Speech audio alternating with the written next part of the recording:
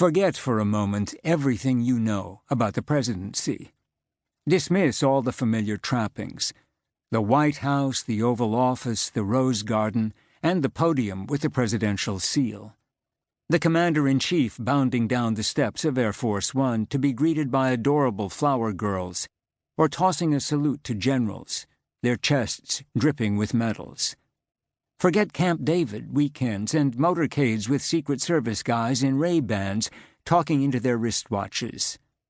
Set aside the awesome powers of the job. Take away the football, that legendary briefcase that holds the nuclear launch codes that can obliterate the planet. Shut the doors on the cabinet. Now chuck out your notions of how long the chief executive serves, or how America's president gets elected. Dismiss more than 200 years of images of inaugurals and ceremonial wreath-laying. Toss it all into the dustbin of history. Okay, now sit down with your yellow pad and pencil, and try this question, or challenge on for size. How would you remake the presidency? Would you make the job more or less powerful? Would you split the job up for 2 or 3 people to manage? How long should a president serve? And most important, who should choose the president?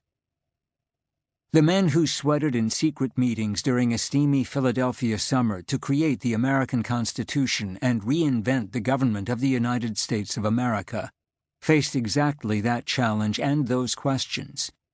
What they came up with, sometimes by default, was a job and an office that most of them, we can probably assume, would now agree is not exactly what they had in mind. A platypus, it has been said, is a duck designed by a committee.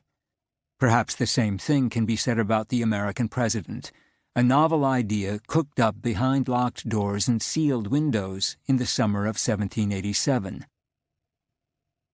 Who was America's first president? There is a trick trivia question. Who was the first president of the United States? The obvious answer, George Washington. But the correct answer is John Hanson of Maryland. Or is it really Peyton Randolph of Virginia? Both of these men, now largely obscure in American history, were presidents of the United States. When the delegates to the Constitutional Convention arrived in Philadelphia in May 1787, they had come ostensibly to revise the ineffective Articles of Confederation, which had governed the 13 states since the Declaration in 1776 and been adopted officially in 1781. Under the Articles, America had a president, but he was the President of the United States of America in Congress assembled. The office was essentially a ceremonial chairmanship, not to be held by one man for more than 1 year, although he could be re-elected after sitting out 2 years. These were extreme term limits that show how little power the man holding office could potentially wield. Under the Articles of Confederation, there was no chief executive, and no one functioned in an executive role. Basically, he held a gavel. This American president then lacked any of the powers associated with the president today. But as the first president elected under the Articles of Confederation, John Hanson, a merchant and patriot leader from Maryland, has often been cited as the first president, but essentially disappeared into obscurity. But even Hanson wasn't actually first. A veteran of Virginia's House of Burgesses, Peyton Randolph was elected first president of the Continental Congress in 1774.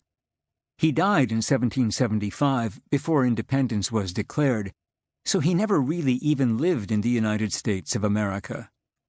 John Hancock, who was presiding over the Continental Congress in 1776, when the Declaration of Independence was adopted, could also be called the first President of the United States of America. As we know it, the office of the President of the United States was created under Article II in the Constitution, written in 1787. Before that time, Congress chose 14 other presidents. Some of their names, like Hancock, John Jay, and Richard Henry Lee, are notable or at least mildly familiar. Others are completely obscure. All were presidents, but their powers were limited to presiding over Congress when it was in session.